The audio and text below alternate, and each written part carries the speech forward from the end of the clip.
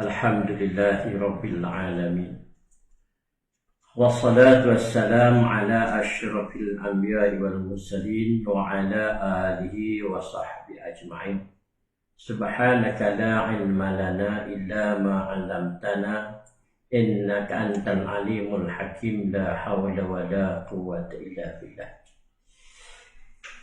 Alhamdulillah, bersyukur kepada Allah Subhanahu wa taala kita dapat bersama-sama pada malam ini membicarakan ayat yang ke-20 surah Al-Mulk. A'udzubillahi minasyaitonir rajim. Amman hadzal ladzi huwa jundul lakum yansurukum min dunir rahman inil kafiruna illa fi ghurur. Atau siapakah yang menjadi tentera bagi kamu, yang akan menolong kamu selain dari Allah yang Rahman, yang Pemurah.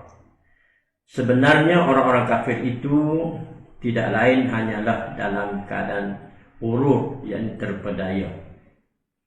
Tuan-tuan sekalian, malam ini kita bicarakan ayat yang ke-20, iaitu berkaitan dengan ketauhidan kepada Allah Subhanahu wa taala. Ayat ini mencabar orang-orang musyrikin yang sembah berhala dengan firman Allah Ta'ala, amman haza, siapakah dia? Amman haza, apakah ini? Apakah makhluk-makhluk yang kamu seru itu? Siapakah yang kamu puja itu? Berhala atau segala bentuk pemujaan yang lain selain dari Allah? Allazi wa jundul lakum, yang surukum, yang boleh menjadi tentera bagi kamu, yang dapat menolong kamu daripada azab Allah Subhanahu wa taala jika datang kepada kamu,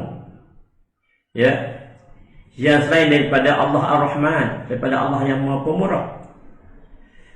Tuan-tuan sekalian, hakikatnya tiadalah patung-patung berhala, tiadalah wali-wali ke ataupun roh-roh ke yang mereka puja yang selain daripada Allah Ta'ala yang dapat menolong manusia.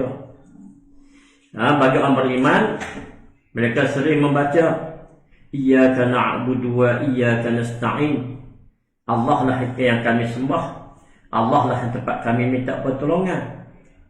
Tuan-tuan sekalian, dalam bicara ini, Hamka, Dr. Hamka yang kita kenal dengan tafsir Al-Azhar, berkata orang kafir itu mereka tak peduli hubungan dengan Allah Ta'ala. Mereka tak peduli dengan hubungan Allah Ta'ala, padahal Allah sangat pengasih, sangat pemurah kepada hamba-hambanya. Dan orang-orang tidak peduli hubungan Allah Ta'ala ini, kata Hamka, adalah orang-orang tidak ada tujuan hidup. Orang tidak ada tujuan hidup, mereka tertipu dengan kesenangan, keamanan hidup di dunia. Sebab itu sebut inil kafiruna illa fi ghurur. Hujung ayat ini sebut semuanya orang kafir yang ingkar itu tidak lain hanyalah terpedaya, ghurur, terpedaya. Kata Hamka lagi, mereka terpedaya itu apa dia? Terpedaya dengan harta benda. Terpedaya dengan harta kekayaan di dunia ini. Dikaitkan itu juga. Saya terpedaya dengan sembahan yang lain, mereka juga terpedaya dengan tarikan dunia ini. Sebab apa? Sebab qalilan ma tashkurun, mereka tak bersyukur dengan nikmat yang diberikan oleh Allah Subhanahu wa taala kepada mereka. Saya memetik kata Imam Al-Iman As-Suyuti dalam tafsir Jalalain.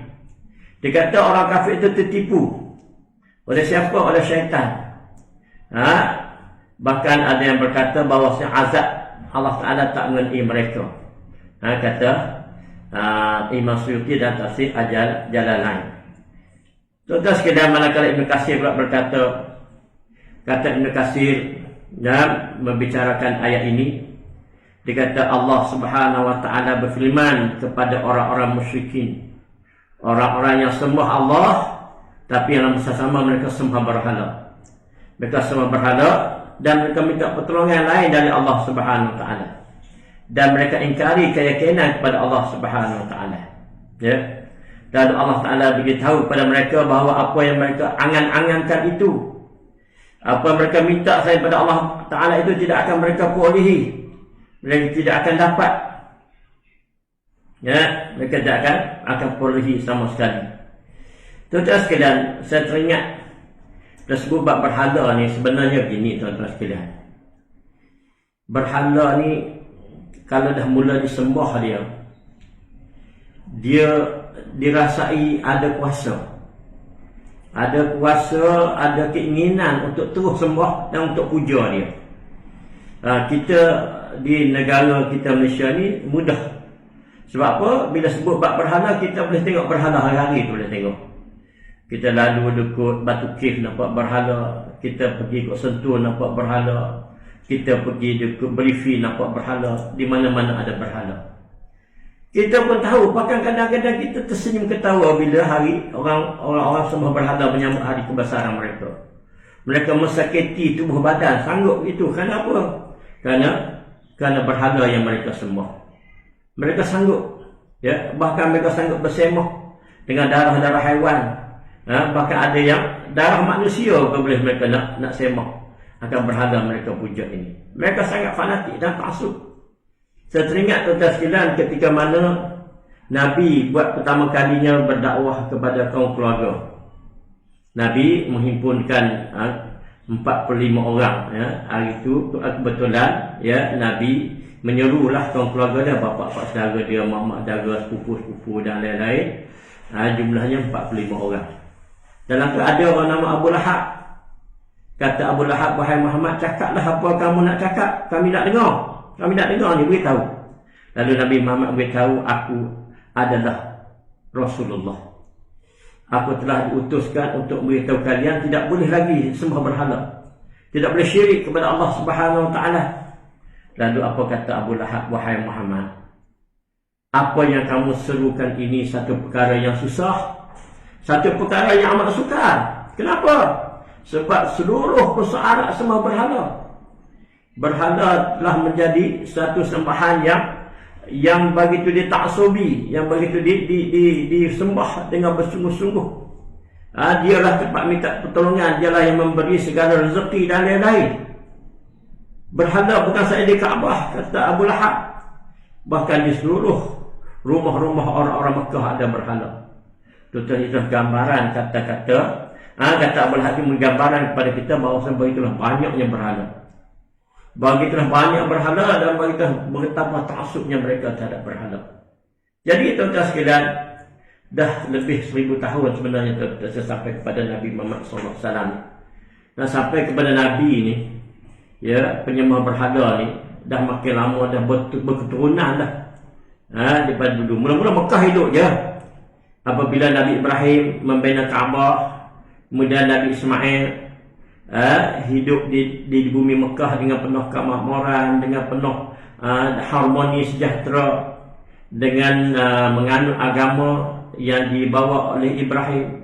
Dan Allah Ta'ala juga menurunkan wahyu-wahyu pada Ismail.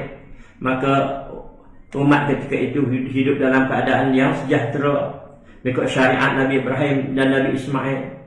Ya, kemudian disambung oleh Bani Jurhum kurang lebih 2000 tahun tuan-tuan sekalian. Kemudian dirampas kuasa oleh Bani Khuza'ah. Satu kumpulan yang diketuai oleh Ammar bin Luhai. Ya, lalu satu hari Ammar bin Luhai bawa berhala pulang daripada Syam. Dia tanya orang Syam, kenapa semua berhala? Orang Syam kata nak minta apa, minta dengan dia. Dia boleh bagi apa saja berhala. Dan dia minta lah buat balik. Maka dia buat balik berhala, dia letak dekat Kaabah. Berhala itu nama Hubal. Lalu Ammar bin Luhai kemudian dia minta supaya dicipta lagi banyak berhala. Dia buat beberapa banyak berhala lagi. Dah mula merebak berhala sehingga kepada Nabi SAW, zaman Nabi SAW. Tuan-tuan, walau bagaimana, alhamdulillah atas dakwah Nabi SAW dengan bersungguh-sungguh selama 23 tahun, ya, hinggalah akhirnya berlaku Fathul Mekah, di mana pada ketika itu Nabi dengan tangan Nabi sendiri dibantu oleh sahabat-sahabat lain memecahkan berhala-berhala di selain Kaabah. Terus yang cukup sekadar itu untuk pertemuan kali ini pada ayat yang ke-20. surah Al-Mulk yang baik pada Allah Ta'ala, yang lemah semua kepada tuan sekalian. InsyaAllah kita bertemu pada ayat yang ke-21. Wabillahi taufiq. Assalamualaikum warahmatullahi wabarakatuh.